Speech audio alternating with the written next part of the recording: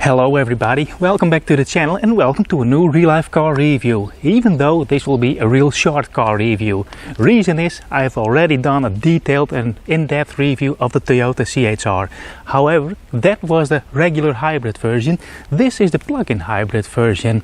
It's a pretty popular car and I know a lot of people are debating choosing between the hybrid or the plug-in hybrid version. So I want to go over the details, the pros and cons of the plug-in hybrid version. And also I took this car on a 3000 kilometer road trip through the north of Germany and the entirety of Denmark, and I gained some valuable and useful insights which I want to share with you. And as per usual, I want to start off by having a peek under the hood and go over the differences in the drivetrains. No gas struts, only a hood prop. So this is a plug-in hybrid powertrain and it's not much different than the 1.8 regular hybrid version.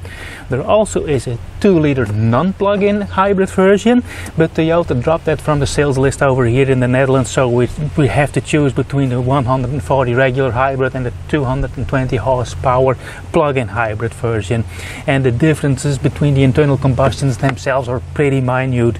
Both have a bore of 80.5 millimeters and the 1.8 has a stroke of 88.5 millimeters, and the 2-liter version just has a larger stroke, so a different crankshaft, and the stroke of this engine is 97.6 millimeters. The main difference for the plug-in hybrid over the 2-liter hybrid version is that the motor generator too, so the main electric drive motor, is more powerful, leading to a higher overall power output, system output I must say. It is powered by a 13.6 kilowatt-hour lithium-ion battery that lives under the cargo floor.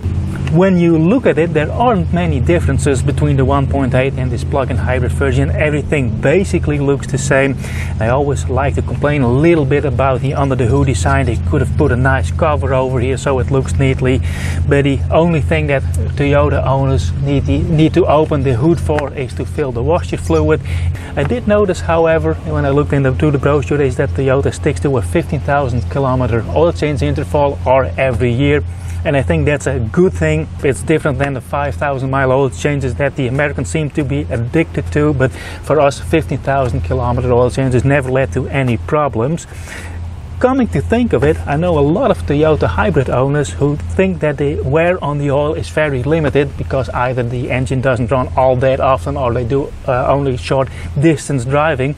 But you have to keep in mind that hybrids have a very long warm-up period, and yeah, that takes a load on the oil. It has a long warm-up cycle, as said, and what you get a lot of inclusion of moisture and blow-by gases, exhaust gases that get trapped into the oil, and when the oil doesn't warm up to its operating temperature, those stay included.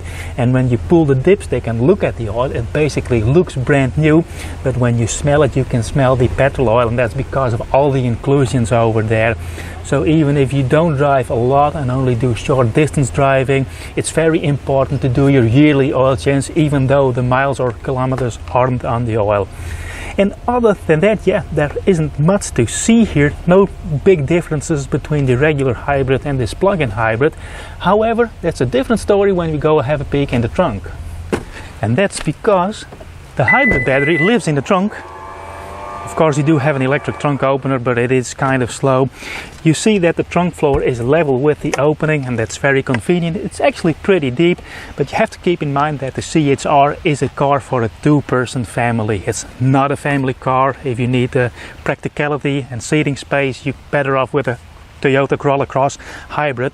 So as said, the trunk floor is different in size because the hybrid battery lives underneath here, and we're left with a 350 liter cargo capacity. It's pretty practical, but yeah, you always have this large basket over here with the charging cables. I do notice that we have a plug over here, a 1500 watt AC outlet, so that's a normal wall outlet, and underneath here we have a nice rubberized floor mat, which is pretty nice to have. You have a little bit of cargo space on it here. In the regular hybrid you can lower the trunk floor so you get more cargo space, but then again, you don't buy this car for its practicality. You can fold the rear seats down, get a little bit more cargo space. but you have to keep in mind that you have this sloping tail end, and that very much limits the practicality of this car. But then again, for a family of two, me and our son went on a road trip, this was more than spacious enough for us. So let's close up and let's have a peek in the interior to see what difference we have over there. Now before I hop in, I want to point out these door handles. I think I mentioned that in a previous review, but they pop in, and when you lock the car down they smack in, but they do it with a lot of noise. It's real hard smack, and every time you drive off they fold in with a smack, and I noticed that every time bystanders were looking at the car to see what was happening, and that's the door handles. It could be a bit more subtle. So looking at the differences, and let me power up the car. As you can see, the seat slides forward in this trim level. There's electric adjustment on the driver's seat in the top trim levels with an easy ingress egress function, which is nice to have. Now let's start off with the main differences for the plug-in hybrid versions. The interior is basically exactly the same, except for this cluster of buttons. For the EV and hybrid mode, you can force the car into hybrid mode or EV mode, so you can save the battery charge if you want to go into a zero emission zone or go slowly and quietly through a city center. And you can force the car into EV mode to save fuel if you have any charge left. So looking at the interior, those are the only differences. The infotainment, the climate control, everything is the same. This trim level also has a wireless charger, but as said, this is a top of the range trim level. During our road trip, I noticed that the navigation isn't optimal, so we used Google Maps and Android Auto for navigation. And I must say, this is a press car, so there is no subscription connected to me that via the Toyota app. And when you have that, you'll get the connected car and online or live traffic information. But overall, I didn't like the navigation system in this car all that much. Audio system with the optional, let me show you, JBL audio system is pretty decent. One thing that I hope Toyota will change is the way you set up your preferences for the advanced driver assistance, because if I want to drive off and I have to set up this system to my preferred setting, it takes 20 clicks with these little button clusters and the screen to get my preferred settings. And it has, as we have seen in more recent reviews, a lot of manufacturers have managed to put it under a single push of the button, so really hope Toyota can improve on that. What I did like about this car are the seats. The seating comfort is pretty good, support is pretty good, it's non-fatiguing. I said this trim level comes with an electric seat and also with a lumbar support, which is pretty nice to have. I will say that I would rather have the seat in a bit lower position, but then again, this car, the C-HR, is form over function, and the overall visibility of this car isn't great. I will close the door so I can show you. We do have a real neat and high resolution around view monitor, so when you start driving and maneuvering, you have a very good overall visibility, but you really need that camera system to have good overview of the car. I'm a quite experienced driver, I hold my commercial driving license, but I do have some issues with the overall visibility, and this is a car that's bought by a overall somewhat older buyer demographic, not the tallest people, and I can imagine that they have issues with oversight of the bodywork, and you really need the around view monitor during parking and maneuvering. Another thing that I want to point out is a remark that I made in the previous review of the Toyota C-HR, and that has everything to do with a glass roof. I mentioned that it doesn't have a blind, and when I tested that car, it was early spring, and I could tell that the glass roof would soak up a lot of heat, and I wondered how that would be in summer. Well, I've been in full summer, late July, early August, on a road trip with beautiful sunny weather, and the sun was right above us, but I didn't feel the heat radiate from the sun into the car, so the UV protection and reflection of this sunroof is very good. And even on the brightest days, I didn't really notice that I had a glass roof over me. I think it's somewhat of a gimmick. I would prefer a regular, just slick top roof, but yeah, it comes with this trim level, and the The only negative I would say is in wintertime that you can feel it soak up heat, and then you really miss a blind to close it off for a bit more heat insulation. Anyway, these are the important differences between the hybrid and the plug-in hybrid version, which is mainly this cluster of buttons, and my experiences from driving this car in summer. I think it's about time we go on a drive. Okay, ready for the drive. I set up the driver assist systems, and now listen. That's the smack of the door handles you get every time when you drive off after you just got into the car. So as long as the battery is charged, the car always will drive in EV mode. So every time it automatically switches to EV mode until the battery is fully depleted. And fully depleted means that it is about 20% state of charge left, and it uses that to keep the hybrid system up and running, so the car can act as a regular hybrid. So let's give a little bit of way over here. But anyway, I said I always get the advertised 66 kilometers of range in this car, which I think is pretty decent. Admittedly, the driving circumstances weather-wise are ideal at this moment. So yeah, it's pretty easy to get, but as soon as you start switching on the HVAC or the climate control, it eats up a little bit of that range because it uses the electric power too. One thing that I did notice, and which I think is very important to note, is the fuel economy of this car as soon as the battery is depleted. As I said, there's always electric power left to keep the hybrid system up and running, and basically it means that the hybrid battery is much larger than you get in a regular hybrid. So even though with a fully depleted charge you have a much larger battery to capture the energy of regenerative braking, and it can offer so much more support. That's the big benefit of this plug-in hybrid version. When you don't charge it, you have a much better hybrid system than in the regular hybrid, and that is really visible in the fuel consumption. So as said, I went to Denmark and I couldn't charge the car over there for two reasons. My charging card didn't work over there, and oftentimes the chargers had a different connector to them.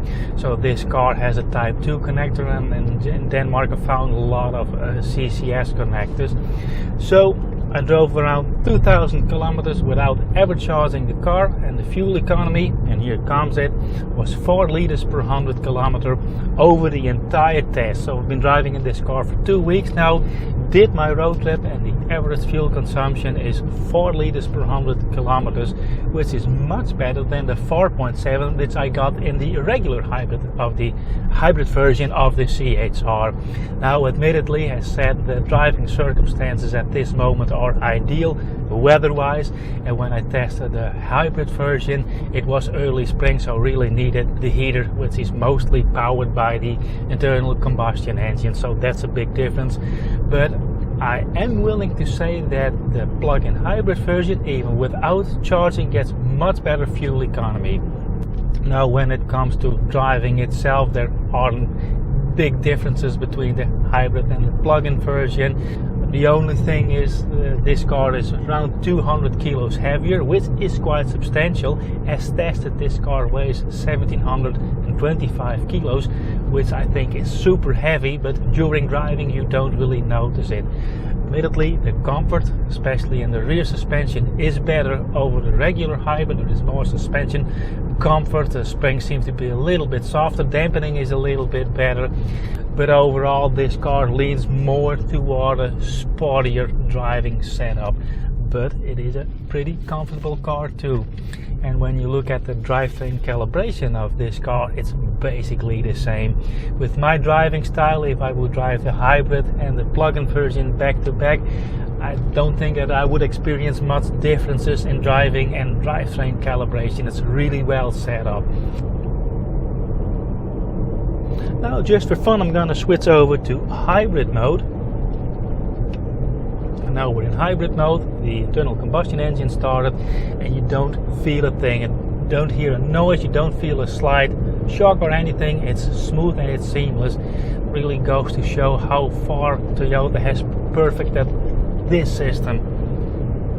So let's build up some speed here, and now listen, I'm only doing 100 kilometers an hour over here, but you can already hear the wind noise over the A-pillars, and it's quite a wind still day today. But yeah, that's something that I noticed, and now I can also hear the tire noise entering the interior.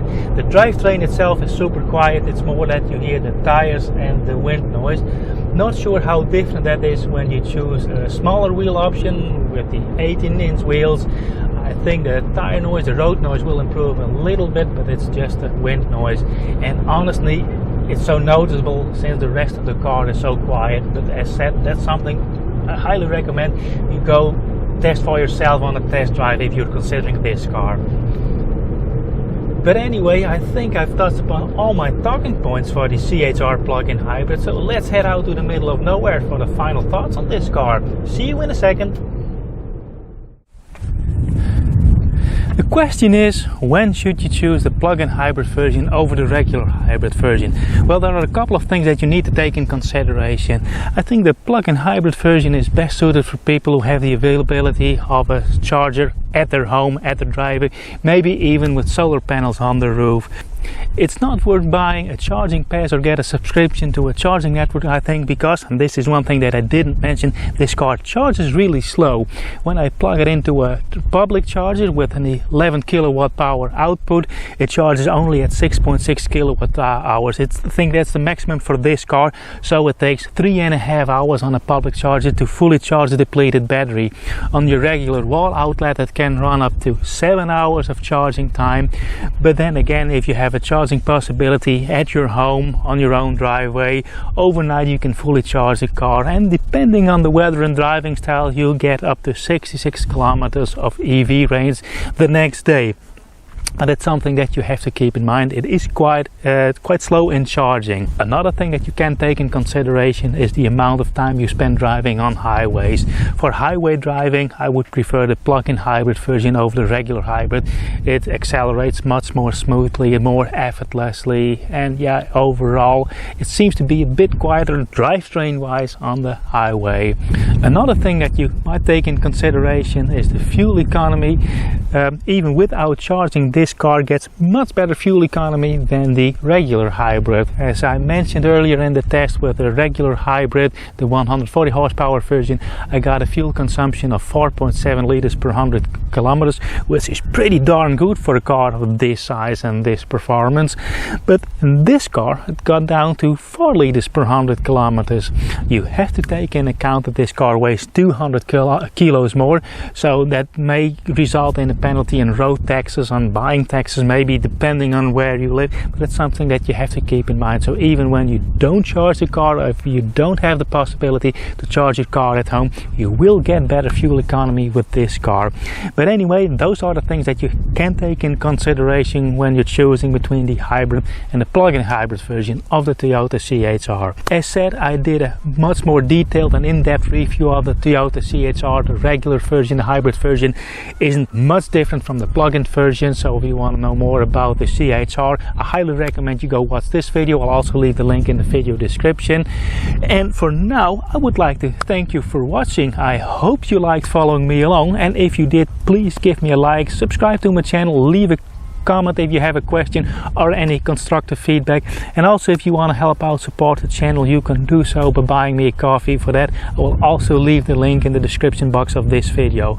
For now, I would like to thank you for watching, and I hope to see you on the next one. Bye!